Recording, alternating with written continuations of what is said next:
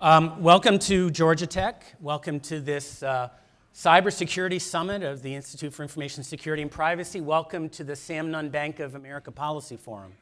My name is Peter Swire. I'm a professor here at Georgia Tech in the College of Business with a degree with appointments in the College of Computing and Public Policy. And I'm very excited that we have such a wonderful program here today. I'm very excited to have you here joining us. So a couple of just tiny introductory things. The first is, as the day goes along, this room may fill up even more. We have an overflow room right next door. We also have beautiful overflow space across the driveway in Georgia Public Broadcasting, and one of the lunchrooms will be across the driveway in Georgia Public Broadcasting. So as the day goes along, you'll have a chance to do that. We also have the very happy news, at least partly, no food in the auditorium, but we now can have coffee in here. And I think that just makes a conference just so much happier. So that's great. Let me see, how do I get this to go forward? Like that? There we go. So this conference, the reason we're having these two groups sponsoring it today is that the conference is the 20th anniversary of an important event that happened at Georgia Tech. So 20 years ago, Senator Sam Nunn, as part of his national security work, sponsored a policy forum on information security. And 20 years ago, that was a novel idea that there would be a major national security component for these issues. Coming out of that led to the creation of GTISC, the Georgia Tech Information Security Center. And GTISC has grown over the years into what's now called the Institute for Information Security and Privacy. I'm the Associate Director for Policy. And we have Professor Wenke Lee here and Michael Farrell here in the room at the moment. They are the co-directors of IISP, and you'll be hearing much more about IISP as the day goes along. We also are sponsored today by the group that sponsored 20 years ago, the Sam Nunn Policy Forum, and with a great sponsorship from Bank of America. So we thank all the sponsors of ISP, of Bank of America, et cetera, to have this possibility today. The focus of today's conference continues the theme from 20 years ago, that there's national security threats that come from cybersecurity. And there was a paper available as you came in today that just came out this week in the communications of the ACM, Computer Science Journal, that talks about the non-code parts of cybersecurity. I've worked on cybersecurity for a long time, and there's been an idea that great coding is at the core of what you need for cybersecurity. But beyond that, and a theme for today's conference, is you have to integrate the management. You have to integrate good legal rules. You have to integrate nation-state and international components. So people who maybe can't even code can contribute in some ways. So this is the article that's available at the front if you didn't pick it up. It's nice and short. It's 4 pages. And the theme out of this, the first paragraph says that real cybersecurity today devotes an enormous effort to non-code vulnerabilities, non-code responses. There's the Cybersecurity Workforce Framework from the National Institute of Cybersecurity Education. It lists 33 specialty areas in cybersecurity. Of those 33, 10 of them primarily involve writing code. More than half primarily involve non-code work, 15 by my count. So when you think of job titles, job roles associated with cybersecurity, it has grown past the traditional core that we started at. So in the paper, which you can see, we start with the layers 1 through 7, the OSI stack for computer science people. How many people have heard of the 7 layers of the OSI stack before today? We have a nerdy crowd. Okay, that's great. And those are very important layers that go from the physical layer all the way up through application layer. The paper proposes that we would need 3 more layers to really understand the range of issues we're facing. And so layer 8 in this is the cybersecurity that happens within your organization, defending your company, defending your agency. And those are the things that happen inside an organization. That's what business schools do and management schools. So some examples of that is the organization has to manage incident response. It has to do training, have good cyber hygiene. You have people like CISOs here, and we have Andy Osment, the CISO of Goldman Sachs, here today for our keynote. The users have to take precautions. Not just your own organization, you have to manage relationships with other organizations. So your vendors and your contracts are a central part of cybersecurity management today. Cyber insurance is how do you have a contract with the insurance company. Private sector information sharing, the ISACs and the rest are crucial. And then within the private sector, we get standards and codes that we end up living under, like PCI DSS. So the business school might think this slide's important. How do you manage within the business school working with the technology people? Here's another layer. Governments exist. They write laws. And so law schools worry about that. I was trained as a law professor. Public policy schools do that. These are different skill sets that are now part of what cybersecurity means. So for examples, within your organization, you might be a HIPAA medical covered entity. You might be Gramm-Leach-Bliley. You have data breach laws that affect all sorts of things, and now Europe and the rest of the world are getting data breach laws. You have rules that might come in that says your company can't use certain kinds of strong encryption, or it has to be open to the government in various circumstances. The government sets laws about how we get along with other people, not just our own government or our own company, but other people. What are the computer hacking laws? What's authorized access and unauthorized? How do we do public-private partnerships when so much of the infrastructure is held by the private sector? And then the government sets limits on government. So part of cybersecurity is, what are the surveillance rules going to be? Do governments get to see everything? Do they see it with a judge's order? Do they do broad collection or narrower collection? So these are a set of issues maybe lawyers and other people work on that look a little different than how to manage your organization. And here's another layer to consider. We have an international layer. We have INTA today, the international, the Sam Nunn International School here at Georgia Tech. That's an international relations expertise. I bet a lot of people, when they started doing cybersecurity and working on firewalls, didn't think they needed an international relations course. That's not maybe the exact first thing they thought of coming in, or that you thought of coming into the field. But for cybersecurity within the nation, what are our unilateral actions going to be? When are we going to attack or do some defense? How are we going to get deterrence when we might not even know who's coming? Michael Farrell is the leader here in the attribution projects at Georgia Tech, which we had our conference last year, some of you were at. And if you want to have deterrence, you have to figure out who's attacking, and then maybe you scare them off. How do we do that? You have relations with other nations. We have treaties, we have informal agreements, we have cooperation on cybersecurity with foreign nations. So who are your experts going to be on how to cooperate with other nations in the business or the government sector? And then some countries, notably including China and Russia, have said what we really want is to have supranational rules, sort of UN-level rules for cybersecurity. Concern is they might promulgate those rules and we might follow them and they might not. So there's concerns about that. But to take these together, we have a lot of non-code, a lot of different capabilities that we need to bring together to make the overall ecosystem work. That was the theme of the paper. So for today's plenary sessions, we're going to focus on the nation-state attacks. There's many other kinds of attacks, but our focus today, in part because of the amazing expertise we were able to bring down here, is on nation-state attacks. The keynote, who I'll introduce in a minute, is Andy Osmond, and his keynote is called In the Crosshairs, When You Are the Target of Nation-State Cyber Attacks. If you went into business as an ordinary business or retailer or something, you didn't think you were having to stand up to military-grade attacks. That wasn't what you thought being a retailer. The first panel, which will be moderated by Professor Annie Anton here, is what are the emerging nation-state threats and what should be the responses? How do we think about the emerging problems in this space? We are so fortunate today to have Senator Sam Nunn to speak at the beginning of that panel to frame these issues with his experience in national security and with the responsibility of how to think about that for our country.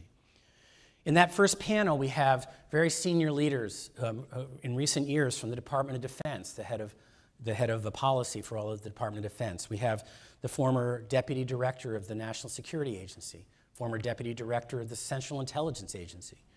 And we also are very fortunate to have, until recently, the lead global strategy senior vice president for RSA security. So RSA security is something we all depend on in the cybersecurity space. When you think global strategy, what are the strategic risks and responses? We have RSA here today to help us understand that. So that's our first panel. That will be before lunch. After lunch, we'll have a second panel. Second panel would be, well, how the heck should our organizations respond to this? Here I was being a retailer. Here I was being some other kind of business. And suddenly I have these emerging nation-state threats. We've seen companies like Sony do a movie and then have a nation-state respond to it. We've seen meltdowns of servers from companies when nation-states didn't like the company. I was talking recently to a major manufacturer of beverages, and they got hit by hacktivists, international activists, maybe with nation-state sponsorship around the World Cup this year. So we have many of these kinds of organizations having to respond. For that, we have some amazing experience on how the public sector responds. So we'll have the person who was the CIO for the US government when the Office of Personnel Management got hit. And so that's the US government responding to a major nation-state breach. How do you do that?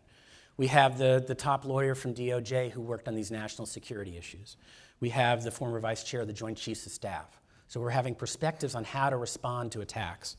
And on the private sector, these same people and others have experience leading the charge for companies including VMware, Walt Disney, Time Warner, and also we'll have lawyers who've responded to numerous nation-state attacks, gone in to help clients, saying, whatever you thought you were doing, now we have a whole new set of concerns. So the hope is through these plenary sessions, the keynote and these two panels, we'll have a day where we can think through how to do this and how to respond. We have streaming video for today, so when you ask your questions, just be aware of that. And we'll have the video up afterwards as an ongoing contribution, we hope, to these important debates. After the plenaries today, we have a full set of activities in the afternoon. There's been several students who've won major cyber awards in cybersecurity. There'll be an award ceremony for them. We'll be showing the demo day for Georgia Tech cybersecurity research. You'll see posters, be able to engage and talk and find out what the cutting edge is among our many students who are working in this area. We'll then, later in the day, have breakout sessions, 3 great breakout sessions. The first will be on AI and machine learning. So if you have attacks in real time, how do you respond in real time? Machine learning and artificial intelligence are part of that. We have a great panel on fintech. So you know why, was it Willie Sutton, I think, was asked, why do you rob banks? Do you all know this joke already? That's where the money is, right? So banks have the privilege of being attacked all the time. And that means they build up a series of experiences and defenses and state-of-the-art practices that we all can learn from. So the FinTech panel will talk about the cybersecurity risk there. We also are going to have a world going forward of sensors, where sensors are connected to the internet everywhere. That's smart cities, that's Internet of Things. Well, if sensors are everywhere, then possible attacks are everywhere. So how are we going to scale up our cybersecurity so we can have the security of smart cities against nation state and other attacks? And when that's all done, there'll be a reception across, I believe, at Georgia Public Broadcasting. You can have some nice refreshments and contemplate the day we've had. So with that, I'm going to turn to introducing our keynote speaker today. Andy Osmond is here. He's a Georgia Tech grad from the Computer Science Department. We had Dean Peter Freeman here. Where's Peter Freeman? Is he in the audience? Oh, there. Peter Freeman was the Dean of College of Computing at the time of the conference 20 years ago and was talking proudly about Andy as one of the College of Computing students earlier today when I was talking to him. So we have people from our 20 years ago, and we have Andy Osmond as one of the people for the future going forward. His future is now. He's the Chief Information Security Officer at Goldman Sachs. And he's also been in service of the United States government. So he was the Assistant Secretary for Cybersecurity at the Department of Homeland Security. He had 4 years before that in the White House working on cybersecurity issues.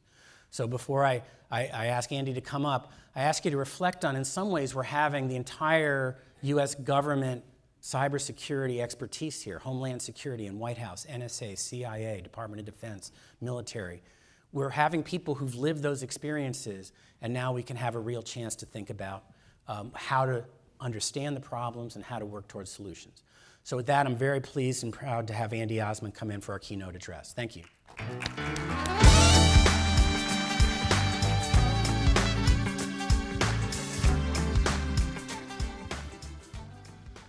Thank you, Peter.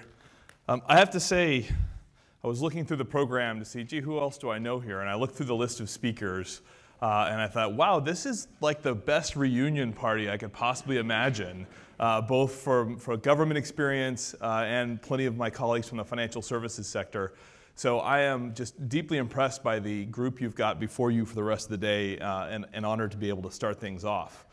You know, Peter mentioned that I got my start at Georgia Tech in the College of Computing with a computer science undergrad, and he referred to Dean Freeman, but he didn't really tell you how much I owe my career to Dean Freeman.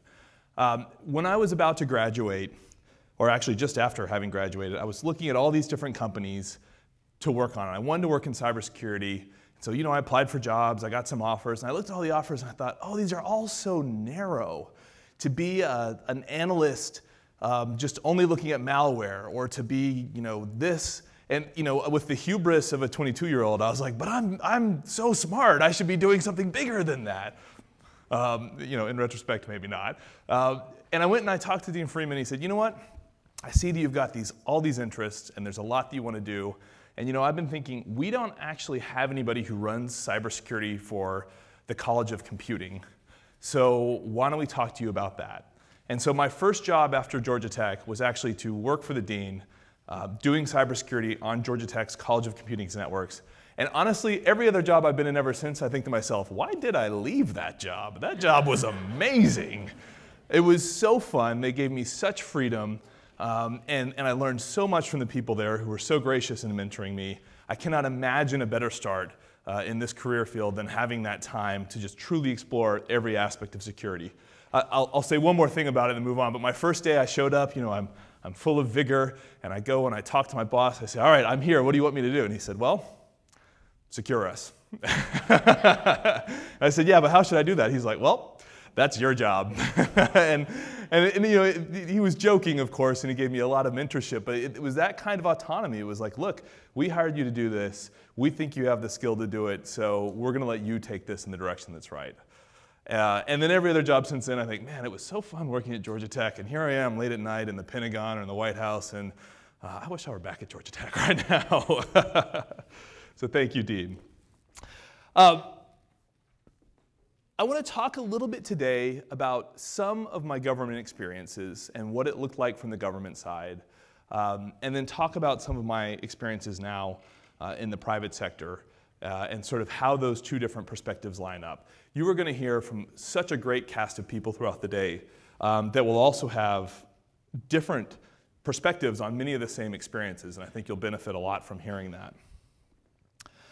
Ultimately, though, what I want to say is when it comes to securing a company in the private sector, it is a really exciting field to be in, and we do pretty interesting stuff. But ultimately, in some sense, it is a constant day in and day out grind because you have to just make sure you're getting it all right. And where you can find precision, you have to push for precision.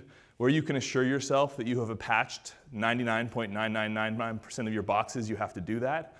Because there's also areas where you can't have that precision. You have to make a nuanced, risk-based decision. So you want as much precision, as much certainty as possible wherever you can get it, because there's all these other areas where you don't have that certainty, and you're going to have to make a more complicated decision. And so the one thing I want to highlight is it's not magical, it's not mysterious, it's just a lot of work, and you've got to keep focused on it and apply resources to it. But it's also doable. You can manage these risks in a way that you have reasonable cybersecurity.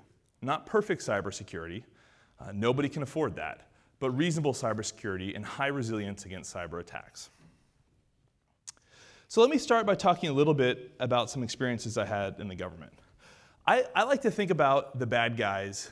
Actually, I stole this from former FBI Director Bob Mueller, and I've kind of tweaked it a little bit. And so I think of the bad guys in a certain number of buckets. I think of them as vandals, burglars, extortionists, spies, and saboteurs. All right, when I'm talking to folks who aren't in cybersecurity, that's a set of lenses that they can wrap their arms around. And so one of the things that we think about a lot at Goldman Sachs is which of those categories of people are after us? And unfortunately, the answer is most of them. So let me give you some example. What's a vandal? A vandal, think about a vandal as a denial of service attack or a web page defacement. It's embarrassing to you as a company. It's certainly not something you want to happen, but nor is it necessarily going to create lasting long-term harm to your company. A burglar, well, Peter shared the Willie Sutton quote, burglars are just after money, and often banks are where the money is. Extortionists, I go back and forth between whether I should have extortionists as a separate category from burglar. Think ransomware. Think the data destruction attacks perpetrated by North Korea on Sony Pictures Entertainment, essentially threatening something, trying to obtain a change in behavior or monetary gain. Spies, I think we can all figure that out. And saboteurs, I think, is also fairly straightforward. Let me give two examples of situations where I got to sit in the Situation Room in the first example, or in the Department of Homeland Security in the second example, and really think about how the government should engage with the private sector on this. And I should highlight that in those meetings, many of the people here today were also at the table. And so whenever they speak, what I hope they'll say is, we may have disagreed at the time, but in retrospect, I realize Andy was right. Andy was right. So let me talk first about the financial sector denial of service attacks from the 2011, 12, 13 timeframe. So the US government has attributed these to Iranian actors. And so sitting in the Situation Room, the way we were thinking about this was, first of all, we're seeing these denial of service attacks and we're hearing from the banks, hey, our web pages are getting overwhelmed, our customers can't come to our websites. And we really had some tough conversations about what should we do in the near term to help the banks, what should we do possibly in the long term to deter attacks. And what I want to focus on right now are the conversations about the banks. Because we made a decision that was a tough decision at the time, and I think a really interesting one. And the decision was, you know what? Denial of service attacks are in fact very common. These are more bandwidth than most, but nonetheless, the actual attack is very common. They're not only perpetrated by sovereign state adversaries, they're perpetrated by criminals and anybody else. And in fact, we think this is an attack that our private sector colleagues should be robust against. And so while we'll give them as much information as we can to help them deal with this attack, we do actually expect them to deal with this attack themselves. So that was a controversial way of looking at the problem, right? But one of the things that we were always conscious of is the government cannot do this alone. Companies have to invest in their own security. And we have to ensure that the incentives are there for companies to make that investment. Absolutely a tough decision, and frankly, financial sector colleagues who you'll hear from later today may have then and may still disagree with that decision. And I think that's one where there wasn't necessarily a clear answer. Second example I want to talk about is the presumed Russian attack on the Ukrainian electric grid. So at this time I was working in Homeland Security, and we viewed ourselves as the firefighters of cybersecurity for the private sector. We weren't law enforcement. That was the FBI. We weren't there to deter in the way that the military or the intelligence agencies might be there to deter. Our job was to help critical infrastructure companies get back on their feet again. So at the time that the Ukrainian power grid, the first instance where this went out, the power grid went down for 4, 5, 6 hours. Something like 400,000 customers were impacted, and a customer could have been an apartment building, so it could have been many more people than 400,000.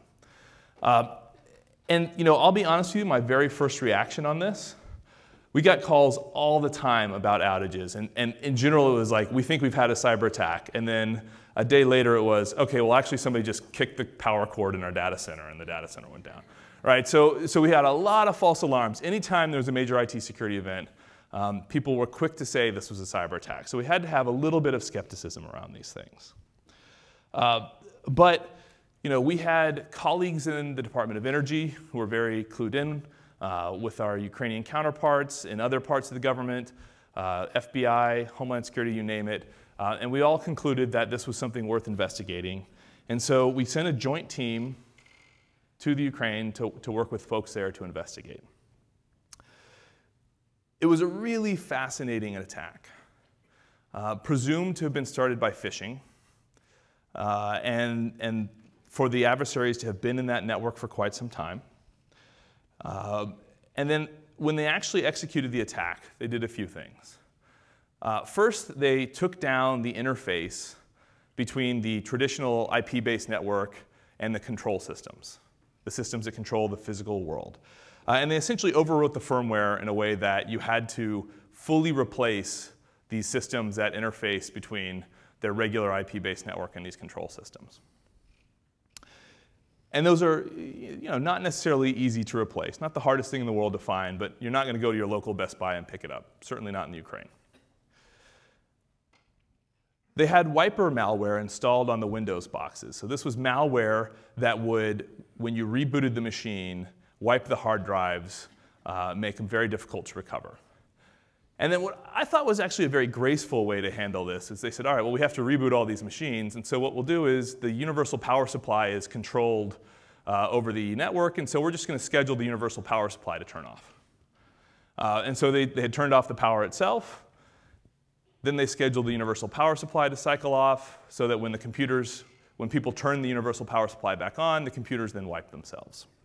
And then as a kind of coup de grace, they did a telephone denial of service attack so that the telephones didn't work. Now, these people also had cell phones, so I'm not sure how ultimately disruptive that was, but it was a nice touch.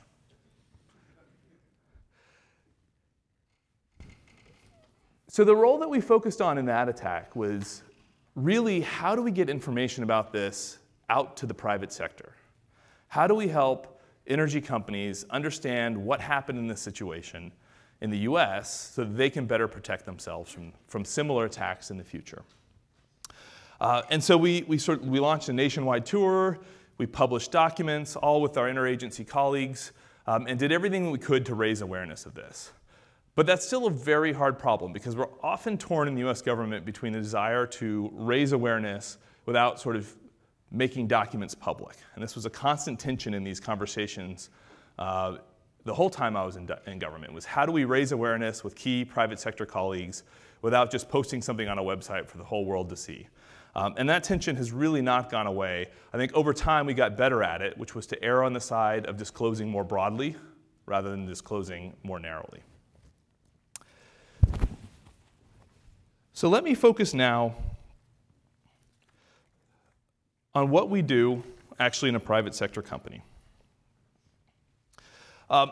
First of all, one of the things that most frustrated me in this conversation was whenever I was in government, I'd go to a meeting with maybe a member of Congress or a government leader who wasn't intimately involved in cybersecurity. They said, the threats just keep changing, and the technology keeps changing so rapidly that the government has to be very careful here because things change so fast we can't stay on top of it.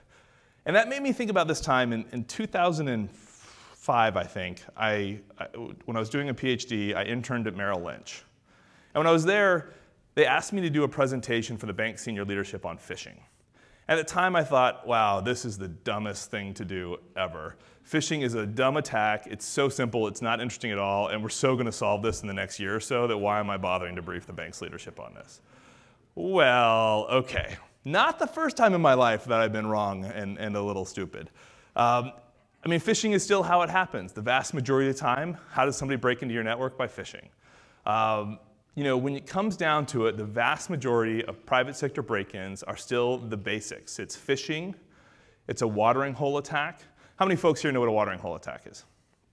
All right, most folks, so I won't belabor the point, but essentially compromise a website that everybody in your target is going to go to and use that to deliver malicious code to them. So it's phishing. It's a watering hole attack. It's removable media like a USB drive or a DVD. Or it's an insider. And those sort of primary attack vectors really haven't changed. The things that have evolved are perhaps increasing use of your supply chain, of your vendors to get to you. And then we've had a lot of concerns about supply chains attacks, and actually some interesting stories today about supply chain attacks, which I think of as a much harder threat, but it's still a very rare attack vector. So I do sometimes take issue with the whole, this field is changing so much. When you boil it down to the basics, and the one thing I failed to mention, by the way, also is just attacking your website. An unpatched website or a vulnerable website is also a great way to break in. So those basic attacks haven't changed that much over the last 15 years. So what can a company do? The first thing is when I talk to our board of directors or other senior leaders, I say there's two ways you have to think about this. The most important strategic concept I can give you in cybersecurity is the story of two hikers in the woods who see a bear. I think we've all heard this story, right? So one hiker starts running, the other hiker bends down and ties her shoelaces. And the hiker who's running sort of shouts back over her shoulder, "What are you doing? There's a bear, you gotta run." And the hiker who's tying her shoelaces says, "I don't have to outrun the bear. I just have to outrun you." And there's a degree to which that is the case in this field for a private sector company. If what you're worried about are criminals or even sovereign states who are just voraciously after whatever they can get their hands on, then all you have to do is be harder to attack successfully than your peers. So that helps you in one way. It does not help you at all if a sovereign, resourced adversary decides that they want something that you and only you have, and that they will focus their time and attention on you. Because they can focus a lot of time, and a lot of attention, and a lot of resources. And ultimately, you as a company cannot defend against that scenario. You have to be able to be resilient. You have to be able to detect it and respond to it and recover from it, but you cannot say to yourself, if a sovereign adversary is willing to take a year of their time and thousands of their people to try to break into our company, I can keep them from breaking in. That's not possible. So then you have to think about your resilience strategy. Now, I do want to caveat, I think this is a very important lens for thinking about how you treat your threats in a given company. But fortunately, it is not how most companies think, because most companies also realize we have to help each other, that we're all better off in our industry sectors if the sector is more secure. And so that story could really lead to a perverse outcome if what it led to was companies not helping each other. And fortunately, that's not the case. And I think you'll hear from some of my other financial sector colleagues today, we have incredibly robust cooperation in the private sector in the financial services area, and that's extremely helpful for us. So we are all the time sharing information, not just about threats. Hey, we got these 7 phishing emails. We think it may be sovereign state tied. Did you get them too? But we're also talking all the time about our security controls and our security posture. Hey, we're struggling with finding a good solution to solving this security problem. What have you tried? How has it worked for you? And so fortunately, we do have that level of sector cooperation, and that's incredibly rich and important for us. I will tell you that's one of the things that makes my job dramatically easier. So what do we do as a company? So first of all, we start with this concept of who is after us. So we do take this threat-based approach. We track about a dozen different threat actor groups that we see targeting us that are pretty sophisticated. Some of those are sovereign state groups, some of those are criminal groups. And one of the things that we look for is I'm always worried about what if the bear is just after us. And so one of the things we look for is, are those sovereign state groups escalating in their activity? And are we getting attacks that our colleagues are not getting at other institutions? So as an example, let's say a sovereign state decides they just want to break into Goldman Sachs, my company. Well, they're going to try their cheapest thing first, right? Everybody wants a good return on investment. So they're going to try some sort of basic attack and just see if it works. Hopefully it won't work. Then they'll try a more sophisticated attack. Hopefully that won't work. And so they'll keep escalating. And if we observe one of these groups doing this consistent escalation over a period of time, and at the same time our peers aren't observing that group attacking them, that's a huge warning signal for us. That's when alarm bells will start ringing for us that, hey, we appear to be being solely targeted, and that means our threat environment is dramatically different than it was before we knew that this was happening. So we track these groups and we say, how do they behave? There's tons of information out there about how different threat actor groups behave. And so we say, what are their tactics? What are their techniques? And then we look at our security environment and we say, are we defended against that tactic? If they normally use a certain type of file or a certain type of PowerShell script, do we have defenses that will protect us against that approach? So that we start with that threat intelligence, looking at what do the actors do and do we have defenses against them? And so let me talk a little bit at a high level about some of our major programs of defense. Everybody in the security field is familiar with the concept of the chocolate bonbon approach to security, crunchy on the outside, soft and gooey on the inside. We talk about it a lot in this field because in some sense it's true. The most cost-effective place to put your controls are at that boundary between your company and the outside world. And so we have every one of us started with that approach, right? With putting our controls at the perimeter of our companies. What's important about this analogy of don't be the chocolate bonbon is not that you shouldn't have your soft and crunchy, or your hard and crunchy exterior. It's that you shouldn't have your soft and chewy interior, right? You should also harden the interior of your firm. But we have absolutely start with those perimeter controls and put a lot of value in them. And just to give you a sense of the kinds of things that we do, because I find that people really want to hear concretely, like what type of security controls do you have? So let me just give you a sense, for example, of what we do on our desktop computers. We're fortunate enough that we don't have that mobile of a workforce. So out of our 35,000 people or so, we have put a lot of effort into driving down the number of actual laptops that we offer, and we have only a few hundred of those.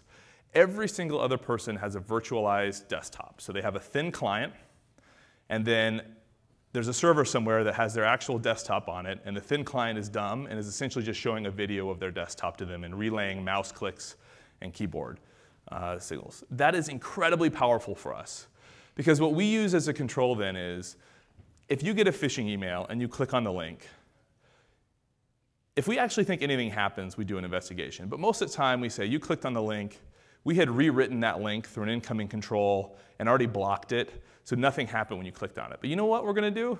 We're going to wipe your desktop anyway and give you an entirely new one, because it's the press of a button for us. It doesn't take any time for us. And it's just that extra layer of assurance that even though we are confident we blocked the attack, let's just be sure that there's nothing on your computer. We'll give you an entirely new one. Super powerful for us. In the firm of 35,000 people, there's about 120 who have the ability to plug in a USB drive and actually do something with it. And every year we reevaluate that list and try to drive it down. Nobody has a CD-ROM on their thin client, so that's easy.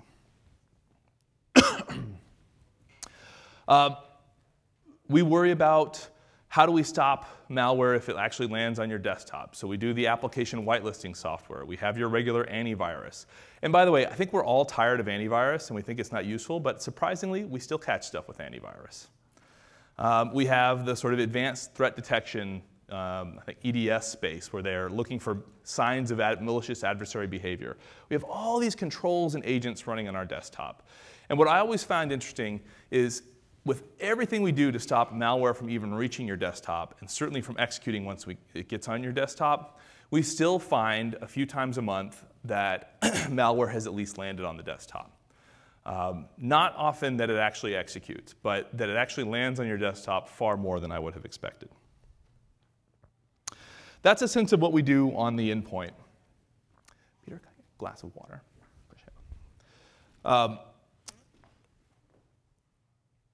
We also develop a lot of software. Our firm has 35,000 employees in it. A quarter of them are engineers. A quarter of them are developing software.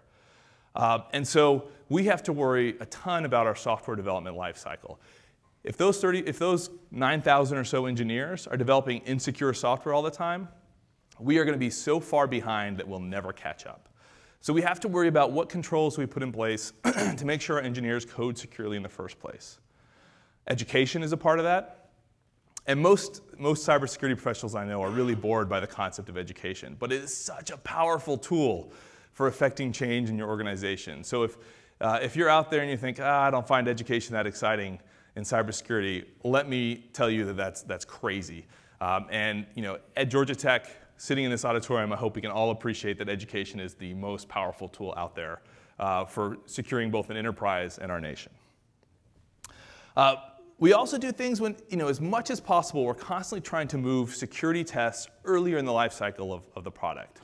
In the areas where we're most successful, when somebody is writing code, the very first time they check that code into a repository, that code is checked for basic security errors, even if the code can't actually compile. Thank you. And then progressively, as we get closer and closer to that software being released, it gets more and more security review. Mostly automated review, but if you're doing an internet-facing app for us, for example, you also get manual review, and we do penetration tests against the applications we put on the internet every time there's a major software change.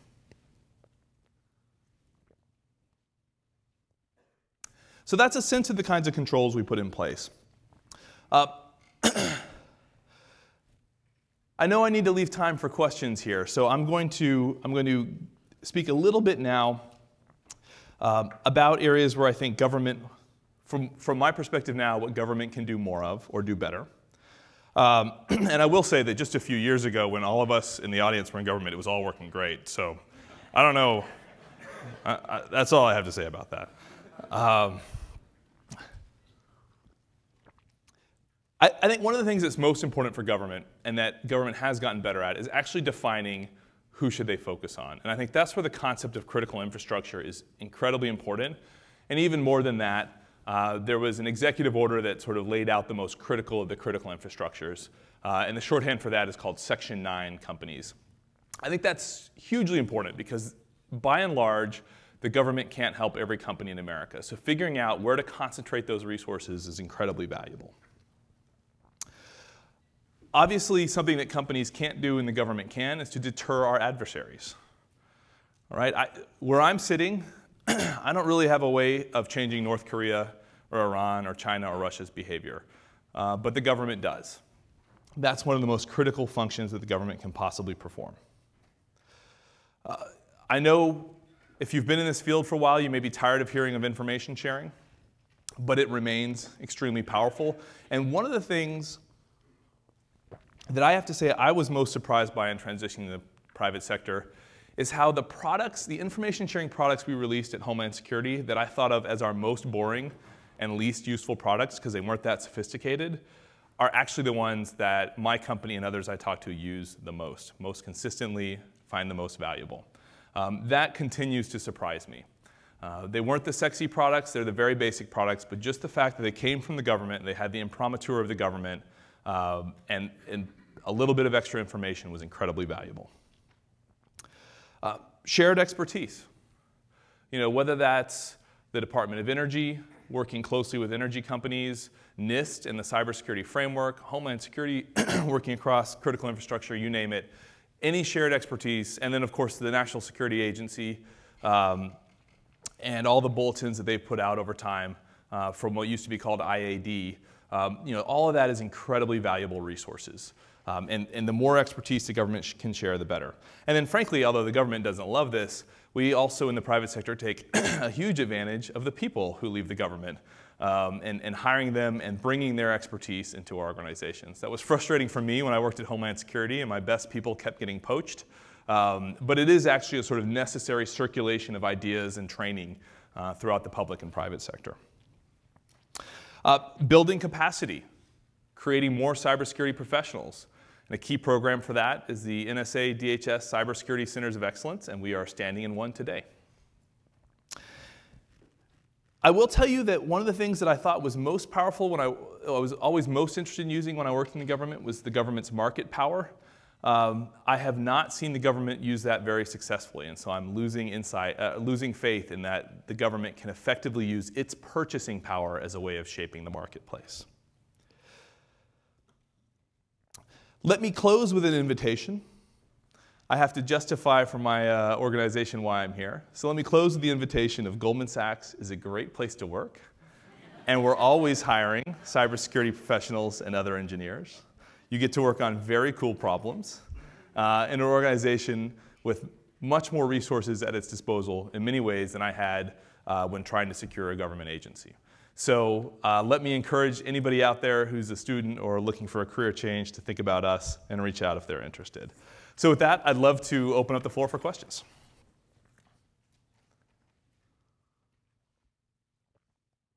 You're also busy writing applications. All right, we've got somebody in the center here to get the mic to.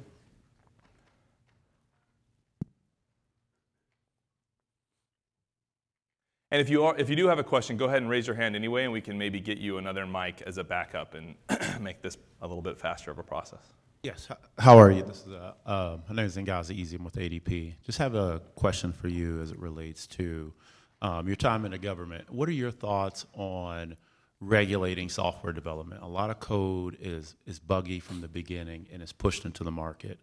We regulate mattresses, cars, things like that from a safety perspective before it's introduced to the market. What are your thoughts on regulating software to the same aspect? Yeah, this is a perennial conversation, and the reason it keeps coming up is because there's not a lot of great answers. I think we are experiencing the benefits as well as the drawbacks of the information technology revolution the last 25 years. And I don't think there's any way we could have experienced those benefits in a world where software development was regulated or where there was unbounded liability. Because often people talk not about regulation of software development, but about tying liability to software development.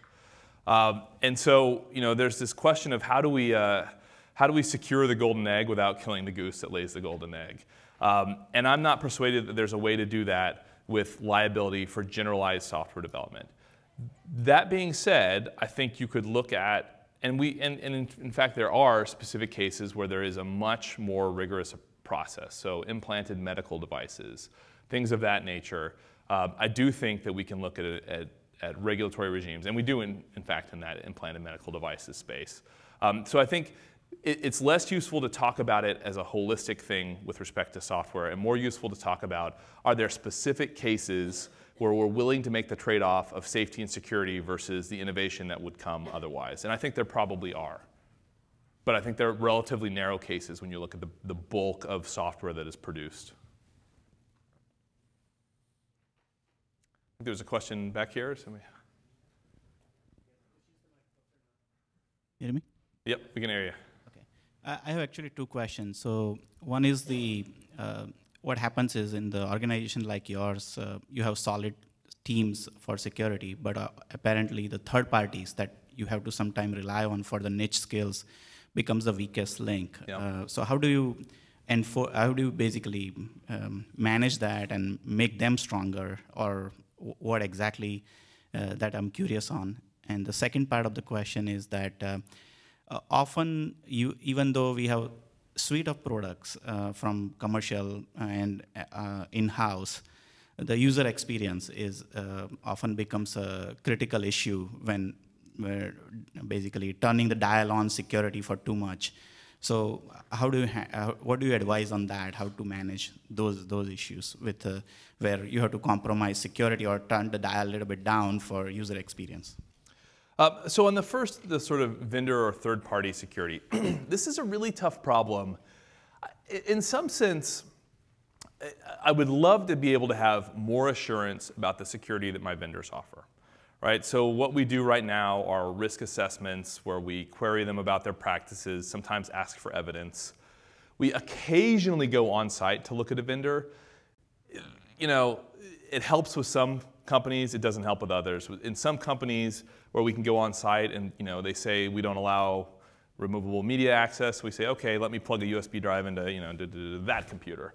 That can be a valuable exercise for us. Other companies we go to, a big cloud service provider, what are you going to do? Go to their data center and look at like millions of cages of computers that you can't access? That's not a very helpful on-site visit, right? So on-site visits can sometimes be helpful, but they're super expensive. And then the final thing that we do are actually external security ratings companies, right? So we look at ratings for our vendors. We don't use that as a primary criterion. What we look for is the disparity between the rating of a vendor and what they've said on our risk assessment. So what we're really looking for is, gee, you said you had all these practices, yet you have this really poor rating. The ratings do have lots of false positives. That's why we don't rely entirely on them. But it certainly is a cause for us to inquire further if we see a strong disparity or a change in rating, a rapid change in rating. So that's a little bit of our warning system. So that's how we do it. What I'd actually say is the most interesting problem in the vendor space is not how do you get more assurance, although I would love to have more assurance. It's how do you not kill your vendors? Because at this point, particularly for clients of financial services companies, every different company puts so many requirements on their vendors, and there's no way for a vendor to satisfy all of their different clients' requirements easily. And so it's this huge, almost compliance burden that we impose upon our vendors. And there have been numerous efforts to solve it throughout the years. Lots of different, we'll all come together, we'll all agree on a standardized set of questions we'll ask our vendors. And then the way that always turns out is, okay, we'll have a standardized set of questions. Oh, but I have a few extra questions I want to ask just for my company. Oh, I got a few extra for mine. And then pretty soon you end up with a 4,000 question standardized questionnaire, and then you haven't actually made any progress whatsoever. One possible solution in that space is the SOC 2, which would be attested by an external auditor. I'm nervous about that space because the other control areas that external auditors validate, you can often drive behavior far past a point of rational risk mitigation into extreme areas of compliance where you're actually having to invest a lot of money and you're not reducing a lot of risk for that money. And so I worry that SOC 2s will end up more in that area. But realistically, that might still be preferable to the current world where everybody has to spend a lot of time writing responses to all of their different clients' requests. So that to me is the fascinating problem. On the question of user experience, we have that fairly often. We have actually had a lot of scenarios where we provided so much security that our users couldn't use the product, and they either rebelled, and we ended up with less security than if we just started with a more measured initial approach, or they rebel and they try to work outside of the controlled environment, which is by far the worst outcome, right? So I think that can be a real problem for cybersecurity professionals if you push too hard for so much security control that you make your users' lives miserable. And I absolutely have examples of that, that we deal with every day. We've produced this incredibly secure internal product. Nobody wants to use it, and so then we end up going with an external product that's dramatically less secure, where if we could have just met in the middle the initial time, we'd be in much better shape. All right, one more question.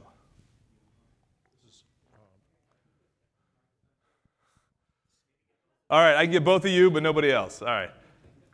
So very quickly, you mentioned some intriguing points about education and about security in the software development lifecycle. And I was wondering if either Goldman had published anything on this, or if you had a list of published references on what it is that you're training and how it is that you've enhanced the SDLC. So with respect to, we are not big on publishing things ourselves. So you're not going to see a lot that we've published ourselves on it. I think if you want to look for great SDLC practices, I think Microsoft did a lot of the initial very valuable work in that space and published a lot in that space. I haven't looked at it recently, but I assume they've kept it current. A lot of that, I think, also comes to tooling. And I'll tell you, one of the areas that we focus a lot of our time on right now is how do we examine not just it's relatively well understood how to examine our code for software vulnerabilities. What I'm deeply worried about are all the third-party libraries that we link to, sometimes only at runtime, not at build time. And how do I ensure that those third-party libraries are up to date? And particularly the nested libraries, the library that itself links to another library that links to another library. We're spending a lot of time on that, and the tooling in that area is much, much, much less developed. And so that's where I'm most focused right now in the SDLC space.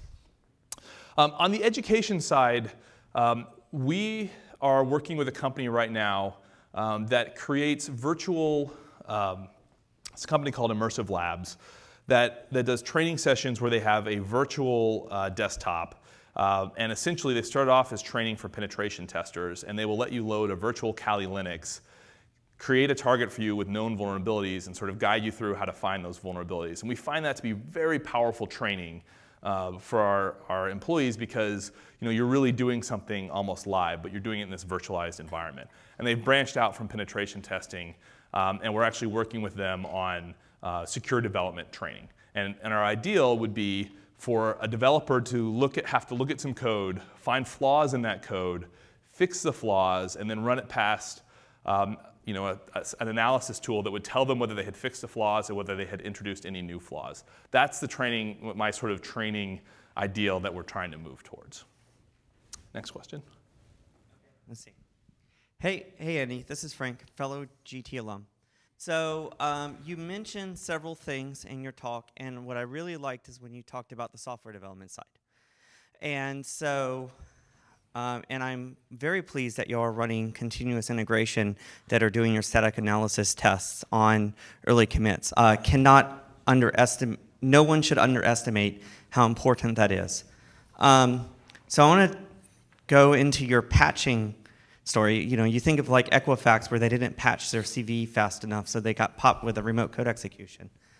We're at a time when there's an external CVE, a computer must download the patch, run the comprehensive test suite, and when that passes, automatically deploy to production without human intervention. And if that fails, open a ticket to the developers that supersedes all other matters to resolve whatever that conflict is so that that can be deployed to production. Most organizations, maybe in Goldman Sachs, are not there. Not there. So one of the best ways to do that is to have software developed with test-driven development, which is to say it is irresponsible for a developer to ship a single line of production code without an associated automated test. That is a process change, and this also can address the fundamental problem we have, which is security is not a functional requirement. And Agile especially is brutal at removing all non-functional requirements from any software concern. So I guess this became more of a speech, sorry. Thoughts on that? Taking those practices that work with startups like Netflix, but make them part of organizations like Goldman and companies like, this is the promised land, right? We might be 10 years away, but only if we start now saying all new software follows these practices. So thoughts? Please. Yeah, and I should highlight that, like every company, we're living in two worlds at once, our legacy world and our future world. And when I talk about good practices, they're generally things that we've built into our future world, but not yet managed to address in our legacy world. So we do far less of the continuous integration, continuous development that I'd like we do, and we're moving more onto that, but we're also still very much in the journey there. I do think there's a critical point that you just made that I'd like to emphasize to everybody in the room, which is if you are doing software security right now, you had darn well better understand testing very, very deeply, because you cannot have software development security if you do not have robust, automated, high coverage testing, because the world is moving too fast. And so, the world you need to live in is exactly what he described, which is if I want to do an emergency patch or an emergency software change, I need to be able to run a test suite against that software and be comfortable moving to production rapidly, that my test suite has actually encompassed everything that I'm trying to do with that software. Very few companies are there right now, but that is absolutely where we need to be. And so, I haven't looked at the Georgia Tech curriculum recently, but for the professors in the room, let me challenge you to make sure that a deep understanding of modern testing practices and testing maturity is built into the curriculum, because it's incredibly important from my perspective as a security professional, much less the functional perspective. All right, I think with that, I'm out of time. Peter's given me the hook. It has been a pleasure to be here. Thank you very much, and I look forward to the day. Thank you so much. It's great. Is this live? Yeah, okay. So we'll thank Andy again in a second. We're going to take a break. At 10:15, we come back in.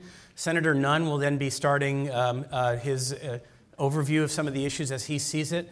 The restrooms are out to the left. I think there's more coffee to be had. And so let's just thank Andy Osmond once more for that keynote. Thank you.